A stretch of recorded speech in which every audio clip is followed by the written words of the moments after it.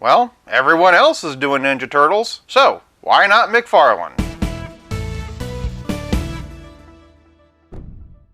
Today I'm taking my hopefully first look at the McFarlane Toys Page Punchers Teenage Mutant Ninja Turtles. Specifically, I'm looking at Donatello. Starting with the packaging, and even though it's a Page Punchers, this figure is on a blister card. The comic book is front and center, up top, and we've got all the different logos, including the Page Punchers logo, which is something I'm always hemming and hawing about. There does seem to be some kind of an insert behind the figure, though. That way it stands out against the comic. The whole thing kind of reminds me of those 3 3/4-inch Marvel tube packs that Hasbro used to make. Down here we can see this is Donatello, and then on the back is some comic artwork, which I assume is taken from the cover. Instead of showing you the other figures in the wave, we get a QR code. It takes you to McFarlane.com. One thing I'm really happy to see, though, is credit for the artist. As blister cards go, this is pretty well done. In fact, thanks to small touches like the Page Punchers logo and giving credit to the artist, for packaging I'm giving Donatello 5 points. Moving on to presentation, and let's bust this turtle out of his plastic shell.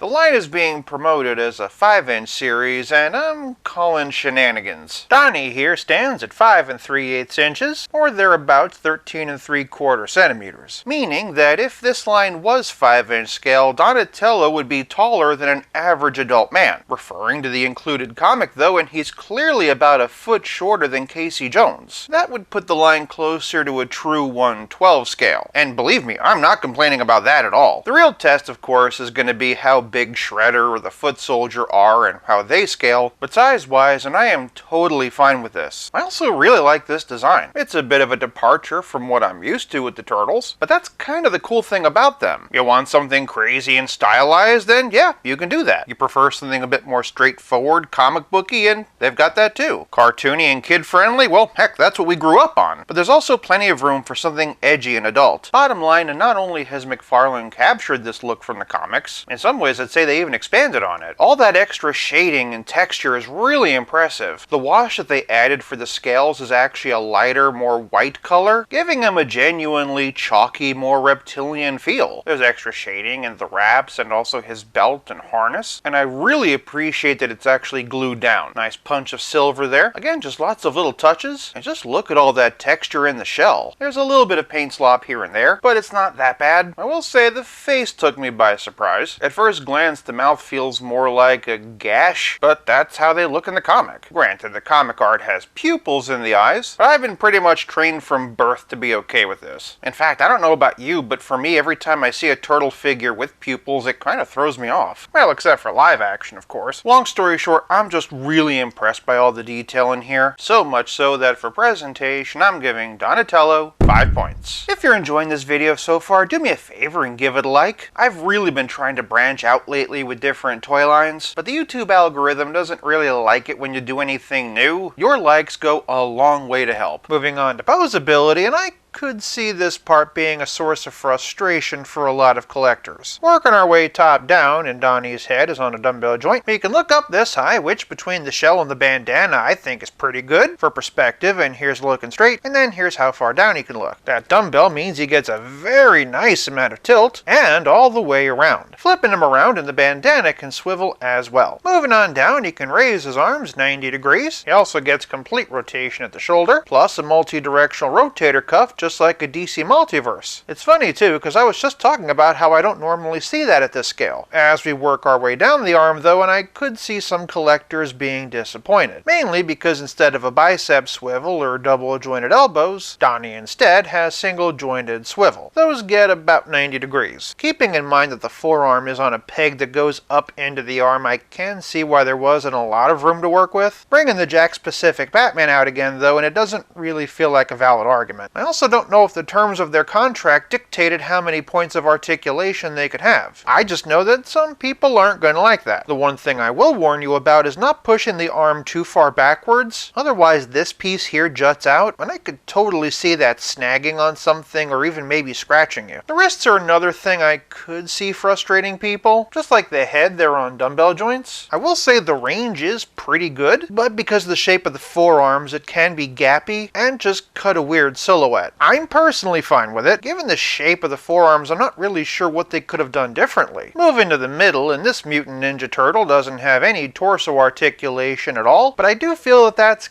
kind of common. In fairness, there is a little bit of side to side, similar to the Super 7, but without the hinge. While I'm down here, his hips are on ball joints. In fact, it's actually those Mafex style balls, but they only get the barest amount of twist. Getting ahead of myself though, and he can only kick about 45 degrees. This far back though, which was a lot more than I was expecting, not to mention a pretty impressive split. Similar to the arms, and the knees are also single jointed swivel. Given how much room they had to work with there, this feels like an intentional choice. The nice thing though is that the swivel makes up for the fact that there isn't that much twist. Finally arriving at the feet, and this is kind of interesting. Notice the lack of toe articulation. We're actually going to be talking about it in Playability. Similar to the wrists and the ankles are also on dumbbells. As such, they can swivel, hinge, and like the Ninja Turtles, changing designs every 2 or 3 years.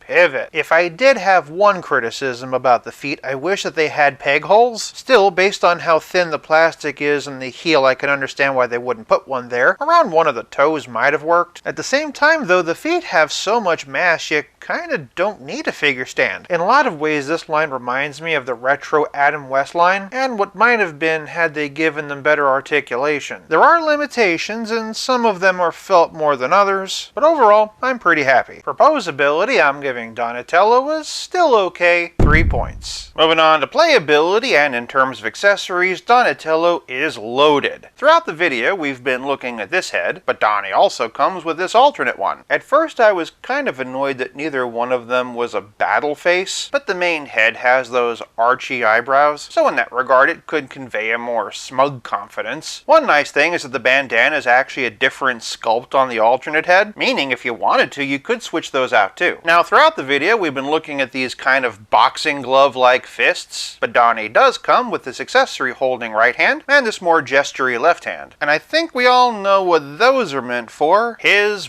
bow staff. Unlike the staffs that we get in DC Multiverse, this is a very firm plastic. I'm also very impressed by not only the sculpted detail, but also the extra paint for the wood grain. We also get more of that for the wraps. In general, this is just really good. It fits very snugly in his right hand. You can use the left to cradle it. Now, I'm not sure if you noticed this peg hole on the back, but that's to accommodate this staff holder. It slides in like so, and really just finishes the look. We're not done with those hands though. Being the more mechanically inclined Mutant Ninja Turtle, Donatello comes with a wrench. The nice thing about this is that it's big enough that you could use it in multiple toy lines. They also gave him this cool little blowtorch. Again, that could totally be handy in your figure photography. It does kind of make me wish that both hands were accessory holding, though I guess if Donnie is right-handed it doesn't matter. But even with all this, we're not through yet. Remember in Poseability when I pointed out he didn't have toe articulation and that we'd be coming back to this? That's because McFarlane also included alternate pre-pose toe articulated feet. I don't think I've ever seen a toy company do this before. It's actually a pretty interesting idea. It also lends itself to more realistic posing options. This is honestly really cool. And then of course we have the comic book that Donatello is page punching from. As I suspected, this is what they used for the card art, and frankly, it's just gorgeous. This is a reprint special for page punchers, but was originally Teenage Mutant Ninja Turtles 29. Similar to the movie and original comics, it has April taking the brothers up to her family farm, but this time it's set during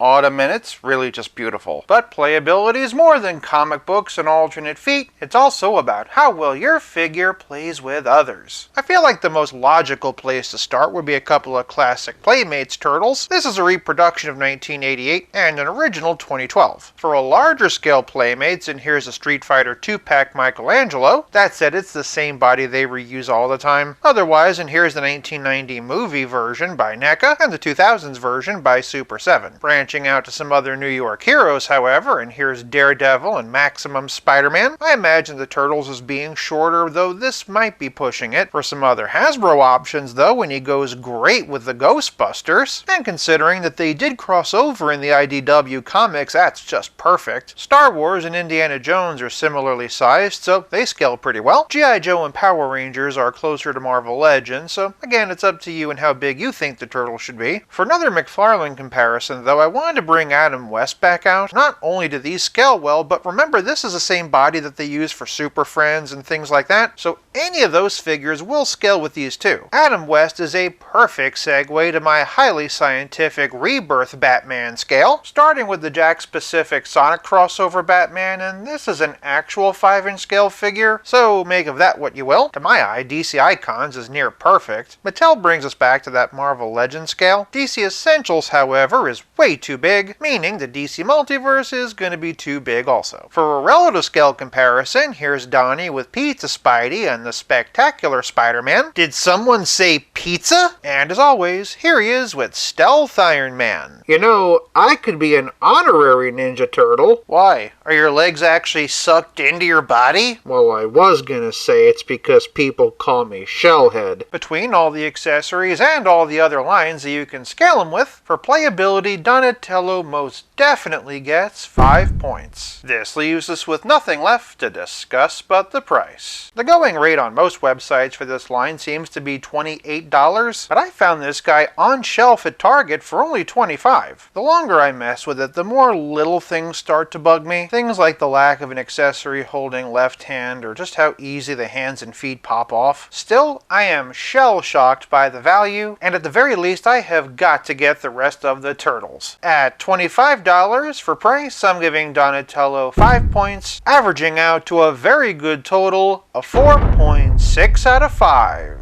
Let me know what you think in the comments below, and if you'd like to see me review more of these. For more turtle power, check out one of these, and until next time, play nice, have fun, and cowabunga! Moving on to Blow. I'm sorry, to what? It slides. This is honestly real. Star Wars and Indiana Jones are similarly scaled.